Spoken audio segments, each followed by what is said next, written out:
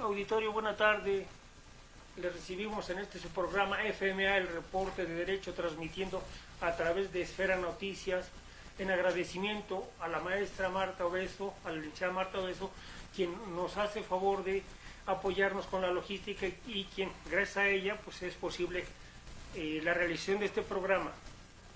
El día de hoy vamos a platicar sobre temas de derecho familiar e invitamos a un especialista, al doctor Juan Tapia Mejía, quien se encuentra aquí con nosotros. El doctor es egresado de la Facultad de Derecho de la UNAM, con especial en Derecho, en Derecho, y una maestría en Derecho Familiar, y tiene un doctorado en Derecho Penal.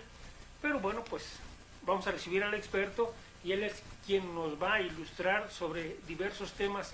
Además, él es juez en el Tribunal Superior de Justicia, adscrito al Juzgado 38 de lo Familiar. Doctor, buena tarde, bienvenido a este programa. Maestro, es un placer estar con ustedes.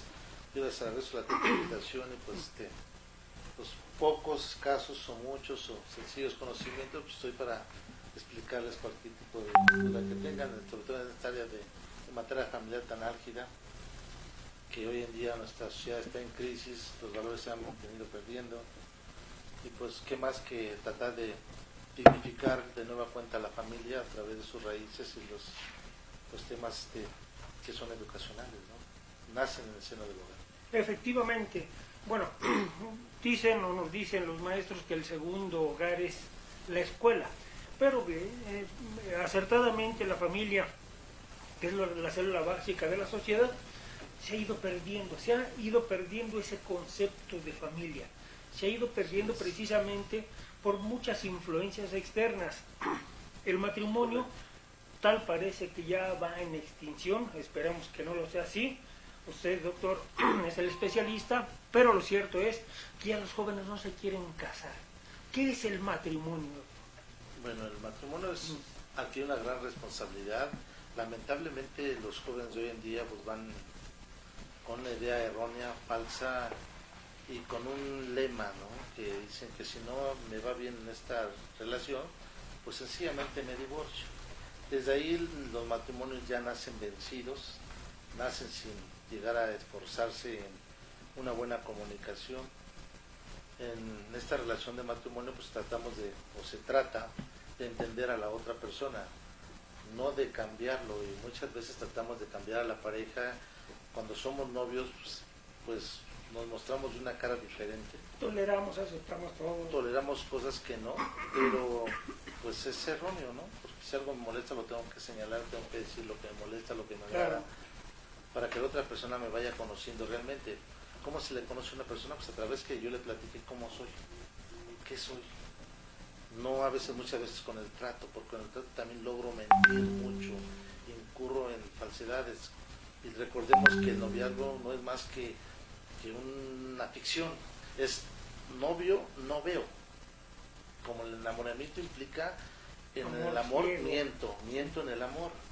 Sí, entonces sí, es algo bonito porque creamos expectativas. A la persona yo la voy a idolatrar, voy a creer que es lo máximo y que tiene cualidades que yo subjetivamente le estoy viendo, sí, pero en la realidad no las tiene, oculta. Entonces, ¿qué implica ese matrimonio? Por eso yo digo que implica es una gran responsabilidad de continuar una familia, un hogar, la soberanía de hijos, la responsabilidad de la educación que implican los dos, cubrir alimentos los dos, sus necesidades los dos. Entonces es una comunicación constante. Claro. Sin embargo, si esta comunicación se pierde, pues ¿a qué voy? Efectivamente al deterioro. Ahora, el matrimonio no es fácil que hoy en día los jóvenes quieran incurrir o acudir al matrimonio por esas grandes cargas, las grandes responsabilidades. Ahora, ¿qué implica sostener un hogar? ¿Y quién va a sostener un hogar? El hombre ha sido a través de los siglos el proveedor. La mujer la que se ha quedado en el hogar, en la casa, para administrar y para educar hijos. Sin embargo, por cuestiones de necesidad, las cargas han sido tales o tan elevadas que hay necesidad de que también la mujer salga a la fuente laboral, que sea remunerativo, claro, remunerativo, digamos, porque porque eso no quiere decir que no esté trabajando en el hogar. A veces cargas del hogar son más pesadas que claro, es más, salir a una fuente fija, ¿no? Es otra cosa. Entonces, a veces no vemos las cargas de hogar y la mujer, digo, si no sale de esas 4 paredes, pues se va, ahora sí que haciendo un tediosa su vida matrimonial. Efectivamente, No le valoramos, no le estimulamos, siente que fracasó y estamos hablando no tan solo de personas que son personas precisamente que tienen carreras, profesiones, pero deciden que por los hijos van a estar en el hogar por una temporalidad, y esa temporalidad se llega a ser hasta permanente. ¿Sí?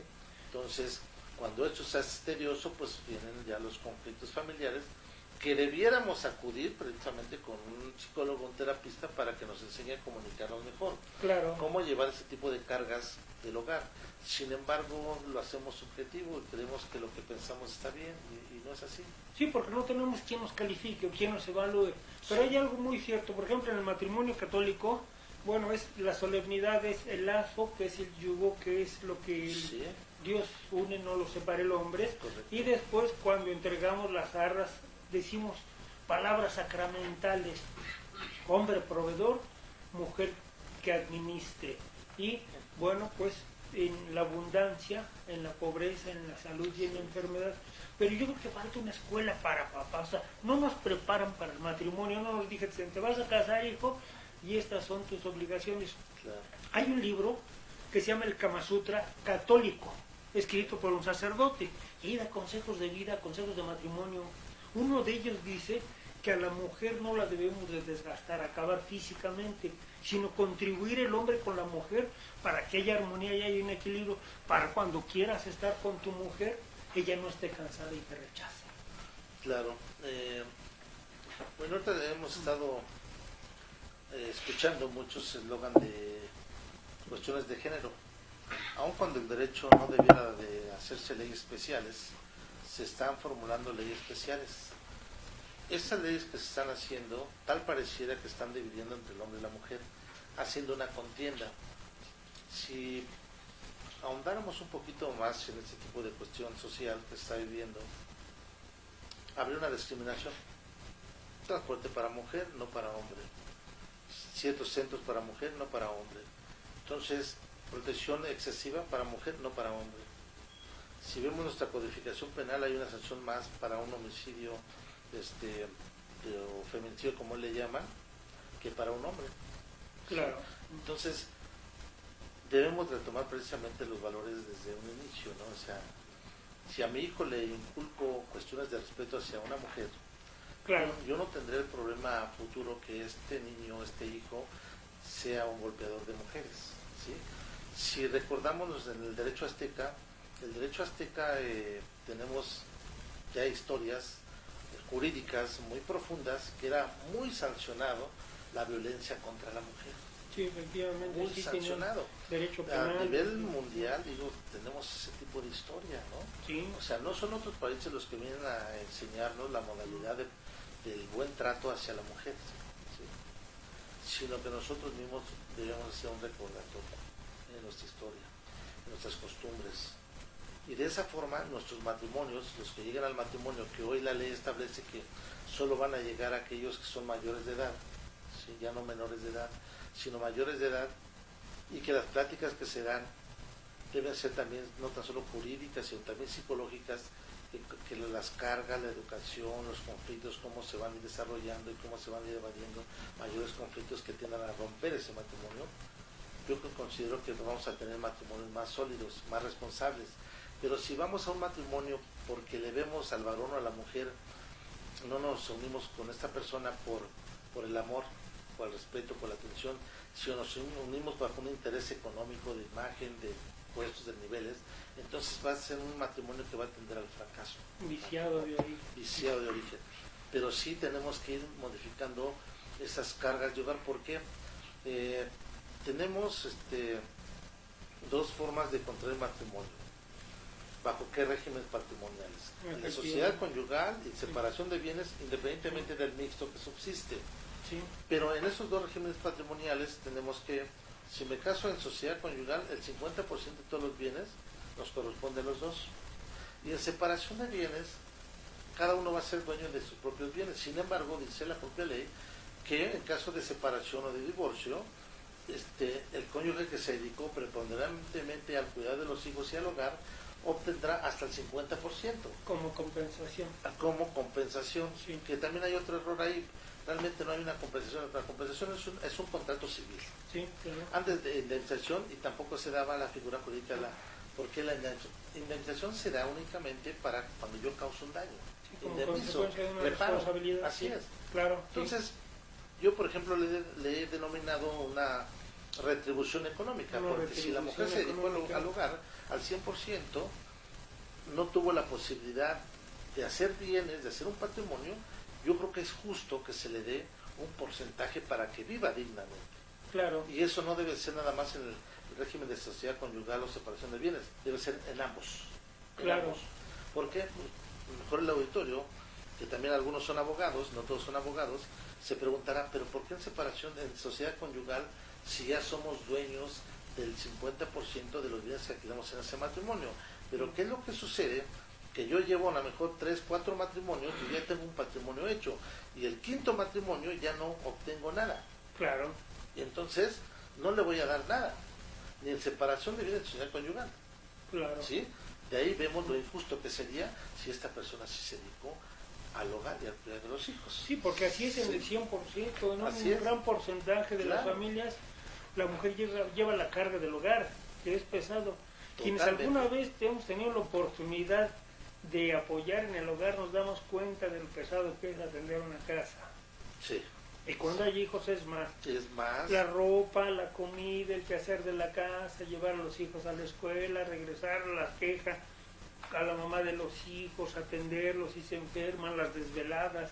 Es una carga muy fuerte que si me dicen a mí que que me dedicara al hogar y mi esposa a trabajar, no. Sí, claro. Sí, porque sí es. No podría, o sea, no tengo la capacidad. Es pesadísimo el hogar. Sí. Lo otro, en el matrimonio, pues digo, también tenemos una figura que es matrimonios de personas del mismo sexo. Yo creo que es un tema muy complicado, doctor, porque ahí se tendrá que definir quién tiene la calidad de proveedor y quién de acreedor. Ha sido muy criticado esta nueva figura. Digo, ya en otros países están derogando la figura del matrimonio como matrimonio. Sí. Porque la tenemos en otras figuras como las uniones o pax, que es el derecho francés, el pacto, o concubinato también, no en el matrimonio. La convivencia el matrimonio social, tiene una historia diferente, ¿no? Claro. Es ancestral. Es ancestral, la ley establecía antes hombre-mujer. Sí, claro, sí. Dejó de así lo decía el Código Civil. La unión de un hombre libre y una mujer. Y se establecía que era para los efectos también de la procreación. Sí. También se quitó esa figura y fue derogada. Hoy ya nada más el matrimonio es la unión de dos personas, punto. Claro. Por eso de ahí deriva que pueden casarse dos mujeres, dos hombres, etcétera, ¿no? Entonces, ¿y cómo quedan los fines entonces? O sea, pues es matrimonio y fines del matrimonio. Recordemos que también en este tipo de relaciones de diversidad sexual, también se juega un rol. Claro. También se juega un rol. Si son dos hombres, uno juega un rol de mujer, dos mujeres también juega un rol de hombre o mujer. Sí, claro. O sea, es un aspecto meramente también biológico. Pero es complicado, doctor. Si tuviéramos un problema jurídico, sí sería complicado. ¿Por qué? Porque habría hijos adoptivos y son dos mujeres de otros matrimonios, de otras relaciones, y que por la adopción entonces amalgaman en esa relación. Hay ejemplos más europeos que nacionales. Que dos mujeres que viven en pareja, ¿sí?, y desean tener hijos, buscan, vamos a decir, candidatos o prospectos, y se acercan a ellos nada más para la procreación, para embarazarse, y después quedan ahí. Pero ¿dónde queda el derecho de él sobre el menor? Bueno, ese fenómeno también lo tenemos aquí. Complicado. Sí, lo tenemos también en nuestro país. De ahí la figura, lo que es parte de la derivación de la fecundación asistida. Sí, claro, sí. Porque es la subrogación.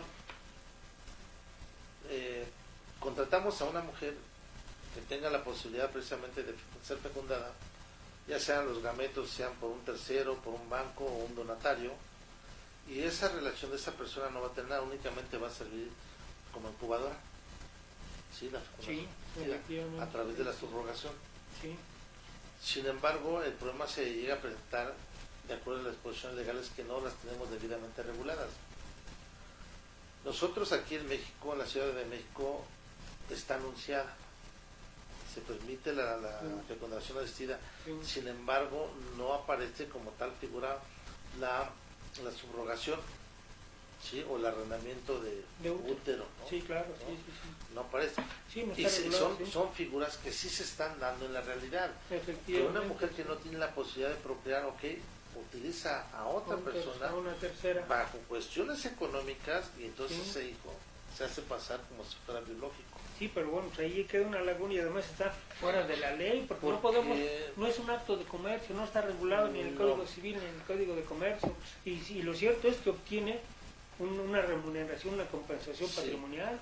La Ley General de Salud prohíbe la venta precisamente de gametos y de células, ¿sí? Desde ahí, la ley que se pretendía hacer hace muchos años, recuerdo un diputado Welters, era panista, él traía un proyecto precisamente para esta ley especial, eran como 24 o 25 artículos, hace como unos 18 años, 20 años, náufrago, y estaba contemplado también lo que era la fecundación asistida, homóloga, heteróloga y la subrogación. Yo trabajé sobre el tema de subrogación, lo que es el arrendamiento de útero, sin embargo, no pasó la ley, este proyecto de eso no pasó. Después, si no mal recuerdo, también la diputada Marcela Contreras, entonces quiso echar a andar también otro proyecto, pero tampoco, por decían que era una ley federal, etcétera, que se invadían esferas de competencia, tampoco se hizo. Pero en estas dos disposiciones legales sí se contemplaban esos efectos jurídicos, y hoy en día no está regulado aquí en la Ciudad de México. ¿Quién lo tenía? Tabasco. Tabasco lo tiene regulado, nosotros no. La primera ley de fecundación asistida fue Coahuila. Ahorita hay varios estados. Pero si se presentara un conflicto de esa naturaleza, el juez tiene la obligación todo el mundo de resolver. El problema es, ¿a quién le doy un niño de esa relación? La madre que lo portó, que lo incubó durante los 9 meses, o la otra persona que tuvo la voluntad de engendrar a través de un banco, de prestar los gametos, de pagar médicos, cuestiones hospitalarias, dice, es mi hijo, ¿no? Sí. Entonces intervienen varios factores. Exactamente, sí. Si vemos nuestro Código Civil, ese 283 del Código Civil establece las cuestiones de parentesco, ¿no? Claro. ¿Con quién se tiene parentesco, dice el Código Civil? Pues para con todas aquellas personas que generaron el acto. Yo hice una modificación a ese artículo en 2004. Únicamente eran los dos pares, los dos que generaron ese acto político. Pero antes decían todos aquellos que generaron el acto. Decía un maestro de la facultad, dice, bueno, entonces también el médico, la enfermera, etcétera, van a ser parientes de generador, ese producto, por ¿no? ser generadores del acto. Sí, claro. Sí, entonces, pero lo cierto es que no, que son quienes lo engendraron. No, así es. Entonces ahora, de estas relaciones que estamos platicando en materia familiar, ¿cuáles son los conflictos que vienen presentando más en tribunales? O sea, en la sociedad, en las familias. Pues viene la separación, y ahora, ¿cómo yo voy a convivir con mis hijos? Mis hijos, ¿qué derecho tienen de mi padre? Claro. De mi madre. Los derechos de convivencia. Los derechos de convivencia, los de alimentos y la cuestión de suceder. ¿Sí? Sí, efectivamente. ¿Cómo voy a cubrir los alimentos? ¿De qué forma? Las preguntas son siempre ¿qué cantidad le debo de otorgar a un hijo? Claro. Y se especula. Sí. Es que le corresponde el 30%. En el Estado de México sí lo tienen regulado y hablan de un 40% para un hijo, pero es exagerado. O sea, su ley, no sé, les respeto mucho a los señores diputados del Estado de México, pero como que aventuraron. Es muy elevado, ¿sí? Para un hijo. Nosotros aquí seguimos lo que dice la Corte.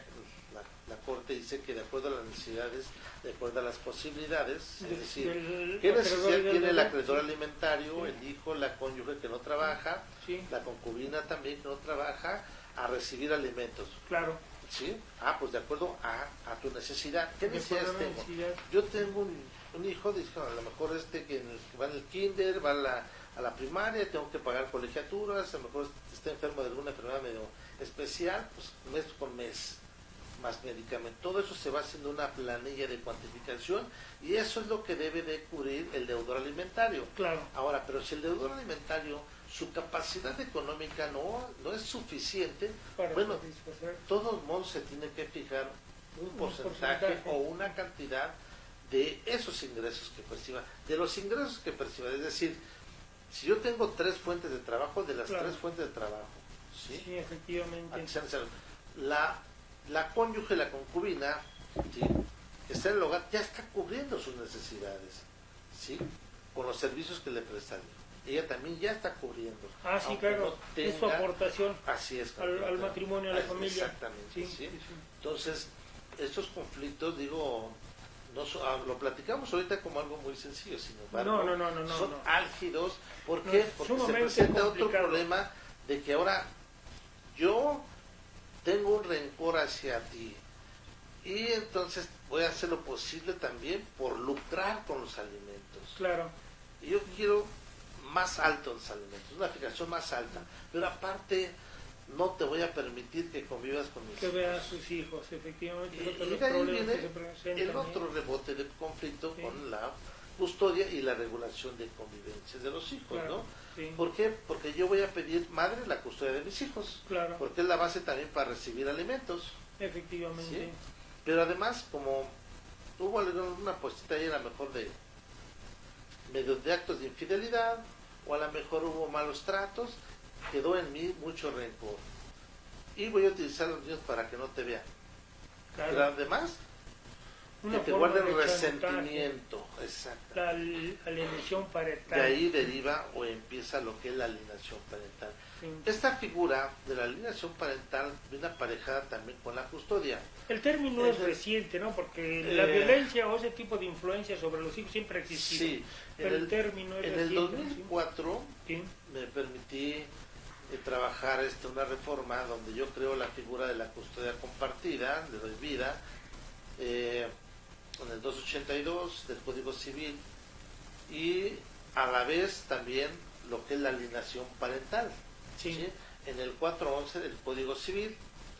¿Cómo se hizo, cómo se fraguó este tipo de reforma? Resulta que se empezaron a formar agrupaciones de padres de familias separados de sus hijos, bajo esta angustia de que no podían ver a sus hijos. Bueno, acudieron a un servidor. Yo ya veía el problema por la fuente de trabajo, por ver tanto daño que se causaba a los hijos por no ver a sus padres, y mandar a hacer estudios psicológicos que tardaban años en llegarnos. Y entonces en ese lapso de tiempo el padre o la madre los iba manipulando, alienando, enajenando para que estos, lo que es la alienación parental es el odio, rechazo, igual de un niño hacia el otro padre, ¿sí? Sí. Sin ningún justificante. Claro. La alienación parental nace, o sea, el significado lo toma de base Garnier, que era un psiquiatra de Estados Unidos, sí, en los 80s.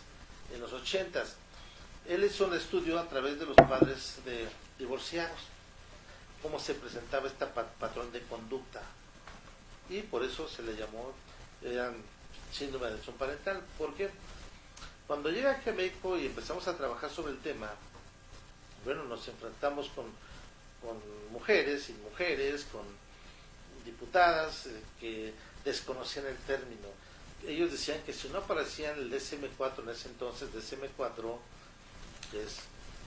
este es un manual hecho por los psiquiatras de Estados Unidos, donde van señalándose todos los problemas mentales, ¿sí?, psiquiátricos. Sin embargo, el síndrome no era un trastorno mental, era una afectación que pudiera derivarse a lo largo del tiempo en ese tipo de afectación. Sí. No aparecía el C10 también para los psicólogos, ¿sí? Entonces por eso ellos decían, es que no existe. y pues nos allegamos de peritos en la materia. Una de ellas fue la psicóloga Margarita Montes de Oca, excelente, que apoyó, y también entre otros de Manuel Aguilera de España, que también vino con nosotros a apoyarnos con los temas, y de ahí precisamente se trabó esa reforma. Afortunadamente logramos el reconocimiento, no como quisiéramos, pero sí se anunció.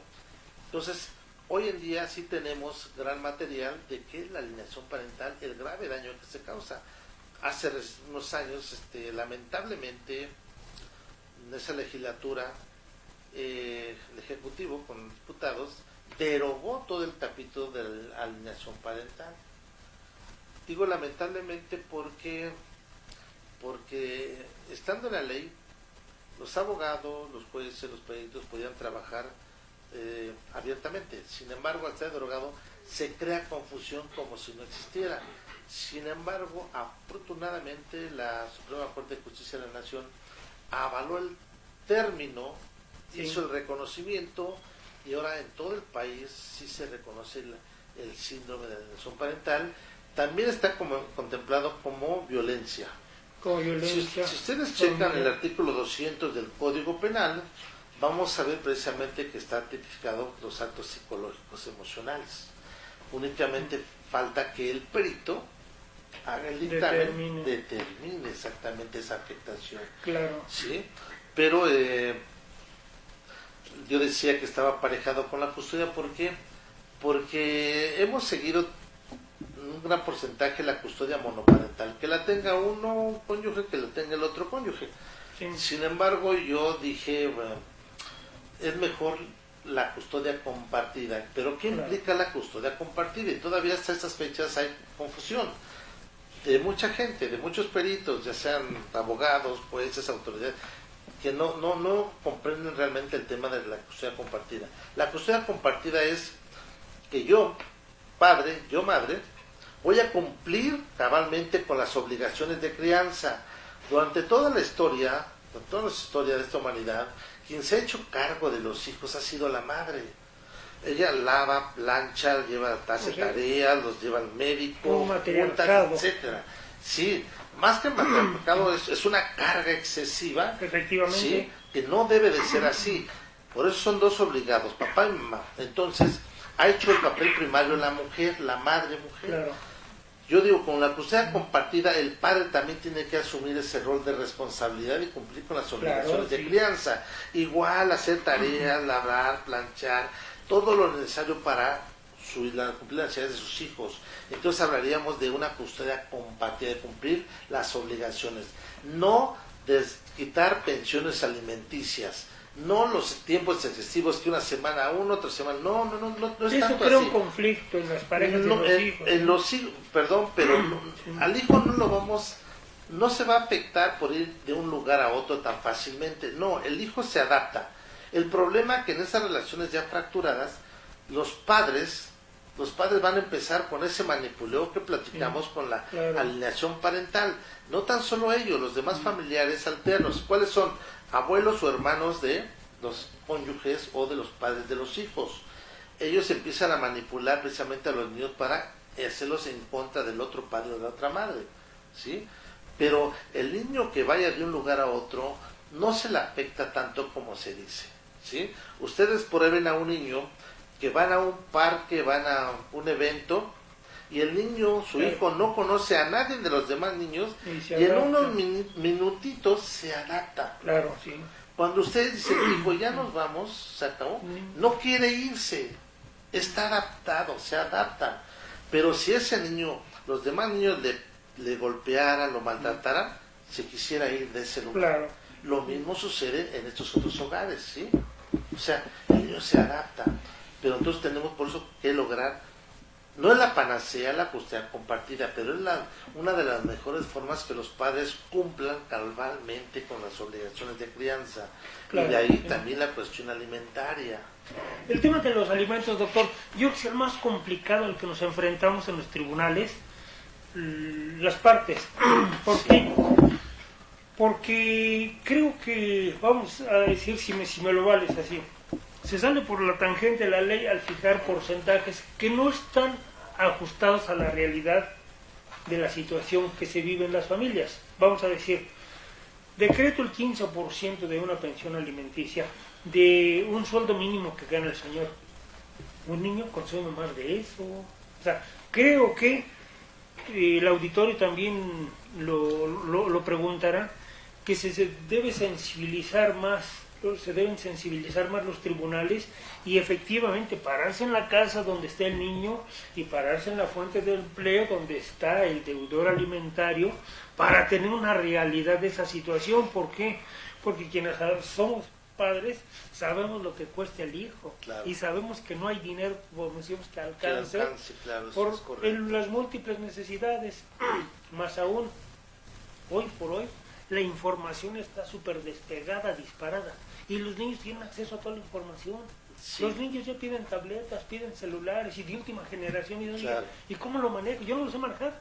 Yo no es para mandar mensajes, llamadas y alguna información, y me llegan ahí por el correo electrónico, ya lo tengo. Pero ellos saben, no, o sea, concursan en la NASA. Sí, los alimentos es un tema fuerte también, porque nos vamos a encontrar igual, repito, esa pérdida de valores, a una ingratitud, a una deshonestidad, a una falta de lealtad a mí mismo. Es decir, muchas veces pensamos que le soy desleal, deshonesto a otra persona, y no es cierto. Soy deshonesto y desleal a mí mismo. ¿Sí? Efectivamente. Por lo tanto voy a ser irresponsable. Pero ¿Qué es lo que le pasa? enseñamos a los hijos. Sí, por eso repito que tenemos que educar de forma diferente. Tenemos que volver al pasado. ¿Cómo educábamos? En la cuestión alimentaria, ¿qué es lo que sucede? Es como en la cuestión fiscal. Contrato a lo mejor un contador que me va de impuestos. Y eso es negativo. Eso es deshonesto. Sí. Entonces, en manera familiar, pues la gente trata de evadir su responsabilidad, que es para sus hijos, y oculta entonces fuentes de trabajo, ingresos, su capacidad económica. ¿Por qué? Porque muchos dicen, ok, yo trabajo por mi cuenta. Ahora, ¿cómo le detectamos que esa persona cuánto percibe de ingresos mensuales, quincenales, semanales? ¿Cuál es su capacidad económica? Y más, tiene un poquito de más sagacidad negativa, tiene bienes y los pone a nombre de otros familiares. Se declara bajo protesta de si es verdad. Sí, claro, sí. O sea, es lamentable que veamos ese tipo de frases y no pase nada. Sí. Entonces, yo por ejemplo tengo un nuevo proyecto. O sea, aparte de que he hecho varias reformas con el divorcio, que soy el autor del Divorcio Express, mal llamado así, era el divorcio incausado, sin causa. Sí, me acuerdo que lo comentamos. Sin causa. Y alguna vez llegó a tu juzgado una demanda en aquellos años cuando empezaba, ¿no? Sí. Y el problema era para resolver. Así es, entonces yo lo que considero ahorita con esta cuestión alimentaria es una nueva reforma. Una nueva reforma aparejada. Ya tenemos en materia penal que la falta de sustancia alimentaria, vemos en nuestro Código Penal el 193, que tenemos la obligación de dar alimentos si no incurrimos en una acción penal. Claro. Y nos vamos a unos cuantos años al reclusorio. Pero bueno, doctor... ¿Qué es lo que pasa? Pero ¿qué es lo que pasa con este capítulo de materia penal por falta de dar alimentos? Hace años el tipo penal era para incapaces o menores de edad, mayores de edad incapaces y menores de edad, era de oficio el delito. Sí. Pero vino una modificación y ahora todo para menores incapaces dice el 196, 97 del Código Penal, que es un delito de querella. ¿Qué quiere decir de querella? Que si el interesado no denuncia, pues no se ejercita ninguna acción. Claro. Algunos dirán, bueno, ¿para qué quiero a la persona en la cárcel? Y yo diría, perdón con el respeto que merece el auditorio, pero ¿para qué lo quiero en la calle si tampoco produce y es nefasto? Claro. O sea, hay que ser realistas. Pues mejor que esté guardado y a lo mejor ahí lo hacen trabajar cuando a fuerzas. En industria penitenciaria. Sí, claro. Y entonces tendremos que regular el sistema penitenciario a que se crean fuentes y de ahí, porque sí las hay. Efectivamente, sí las claro, hay, pero a lo mejor no están debidamente integradas. Necesitamos nada más una modificación, ¿sí? Sí. La gente tiene que entender que debemos ya dejar de ser irresponsables con nosotros mismos y con nuestra familia, ¿sí? También no lucrar con los alimentos y que cubran realmente las necesidades. También las famosas rendiciones de cuentas. Claro. ¿Por qué? Porque muchas veces los alimentos que se descuentan también se evaden y no son destinados para el efecto de cubrir necesidades. Claro. Los hijos mayores de edad, también hay ingratitud, falta de respeto a los padres que les proveen adecuadamente y tendría que venir una cancelación de pensión alimenticia. Sí. Los alimentos para el cónyuge, para la cónyuge, había que ver precisamente cuánto tiempo yo debo de proveer a la cónyuge después del divorcio. Si el derecho nace con el matrimonio, debería de terminar con el divorcio. Claro. ¿Sí? En España se tenía una disposición que eran 3 meses nada más. Aquí a lo mejor podrían ser 6 meses más, pero no por la duración del matrimonio, porque entonces las nuevas relaciones las estaríamos orillando al fracaso. Hijos también sin alimentos. Entonces claro, tenemos que hacer una reforma integral en cuestión alimentaria y hacerlos cumplir. ¿Sí? Es decir, indagar, que a la autoridad le den la facultad de indagar de dónde se obtienen ingresos, porque dice, no trabajo, sí, pero tienes vehículo, tienes esto, vistes bien, ¿de dónde? Entonces, claro, si no tienes forma de acreditar que tienes ingresos, es enriquecimiento ilegítimo, claro, y acción penal. Sí, el problema al que se enfrenta el auditorio, doctor, es caminar por la Procuraduría, que sí, todos sabemos lo tortuoso y lo difícil y lo complicado que es desde la noticia criminal. ¿Por qué? Porque hay el Ministerio Público adscrito a los juzgados familiares. Sí. ¿Y qué nos dice el Ministerio Público? A través de su noticia criminal. Artículo expreso del Código Nacional de Procedimientos Penales. ¿Sí? Sí, 482 del Código Nacional. Sí. Y nos dice, a través de eso ejercite, y hay una oficina especializada. ¿A qué hora atiende a los niños la señora? Sí. Y después las filas que tiene que hacer para esperar el turno y que pueda ser orientado. Y si la persona que lo orienta carece de un conocimiento serio o no es sensible, ¿a qué se dedica el señor? No, pues a nada. Entonces, ¿qué quiere obtener o de dónde va a obtener usted, señora? Si no se pone a pensar que el señor no tiene ingresos, eso, lo que tú acabas de decir, efectivamente, sí, es una información excelente. Desafortunadamente es a la aventura que corre el acreedor alimentario para lograr obtener unos pesos. Sí, eso que acabas de decir es muy interesante, muy cierto. Lamentablemente, cuando el interesado va y denuncia ante el Ministerio Público la falta de subsistencia alimentaria, el Ministerio Público de agencia les dice, váyanse con el juez familiar tal y tráigame una resolución donde se le haya requerido la cuestión alimentaria. ¿Sí? Eso es un error del Ministerio Público por falta de preparación, por no conocer el derecho.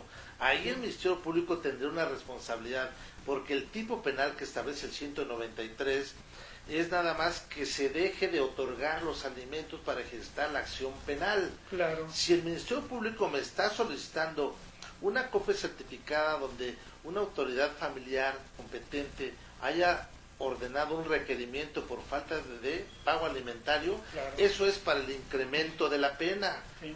No es un agravante, no es para el ejercicio de la acción penal, pero sí, efectivamente nos presentamos en esos cuadros ante agentes del Ministerio Público pues faltas de preparación, ¿no? Claro. Entonces, pues yo creo que sus autoridades deberían hacer una revisión de su capacidad, porque nuestra sociedad debe de avanzar, no debe ir para atrás, y nuestras familias deben de estar sanos en cubrir sus necesidades alimentarias. Claro, claro. Vamos a tener que más niños delincuentes, por no sociedad, tener estudios. Efectivamente, tener una sociedad donde hay carencia de alimentos, carencia de valores. Hay un libro de Jean Piaget que se llama Infancia es Destino, y es lo que se vive en la infancia puede ser el futuro de esos niños. Pero lo cierto es que al enfrentarse ante la gente del Ministerio Público, en lugar de asesorarlos, orientarlos, precisamente prepararlos para lograr un objetivo, les dicen, lo declaramos bajo protesta de seriedad y le hacemos saber de las penas en que incurren los falsos declarantes. Y usted se puede ir a la cárcel de 1 a 5 años y multa. La señora se espanta y ya no quiere decir nada. Y dice, ¿qué tal si los que estoy diciendo puede haber parte de mentira? O mi verdad no es una verdad para ellos. Y se van las señoras. Y se van quienes tienen un crédito alimentario. Creo que es uno de los problemas al que nos enfrentamos, doctor. Sí, es correcto, pero también hablaríamos aquí de preparación de los abogados. Más el grueso para esta materia familiar que no es lucrativa, defensorías públicas Efectivamente. y pues, abogados gratuitos. Por el cúmulo de trabajo no se atienden debidamente los asuntos. Sí, sí, Pero ¿no? muchos lo toman como pretexto y es lo que no se vale. Porque tengo mucha carga de trabajo, los asuntos ahí se van, no se vale. ¿Sí? Yo estuve en el jurídico gratuito de la Facultad de Derecho, éramos pocos abogados y los asuntos los atendíamos como debiéramos, y bien, y era gratuito. Efectivamente. Entonces, yo creo que había que retomar ese tipo de instituciones, cómo se está trabajando, ¿no? Yo no niego que haya una carga de trabajo enorme, sí, pero no debe tomarse como pretexto precisamente para dar una falta de asistencia legal adecuada. Para no atender bien, efectivamente. No se vale. Sí, y hablo de todas las instancias. En esta materia, digo, se tiene una gran carga de trabajo precisamente por los grandes problemas que la gente se basa en los resentimientos, en los rencores. Claro.